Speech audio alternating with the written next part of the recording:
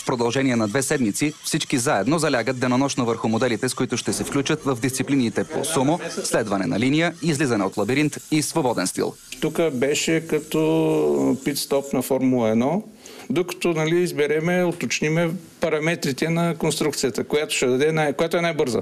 Категорията с сумо е много интересна. Всъщност първите ни роботи бяха сумоборци. Там ще участваме с 3 робота. Новия, който ни е тайното оръжие, е верижен. Сцеплението ще бъде различно. И пък и моторите му са малко по-мощни, отколкото на другите, така че очакваме, че без проблеми ще избута извън кръга своите противници. В колекцията на клуба има различни модели. От хуманоиден робот, който се върти, танцува и разпознава цветове, до алигатор, готов да се хвърли в атака с отворена уста.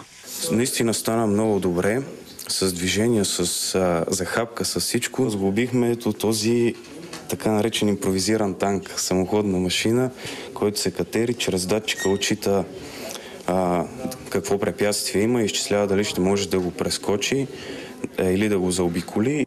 С развитието на хардуера и софтуера за роботите скоро няма да има невъзможни неща, смятат русенските инженери. Колкото и да е смешно, има вече дори роботизирани хладилници, които проверяват вътре примерно колко яйца имате и автоматично ви изпращат на телефона SMS и ви казват, като се прибирате вкъщи, купете яйца. Следващите проекти на младите студенти са за роботи, които да бъдат разработени съвместно с колегите им от инженерния дизайн.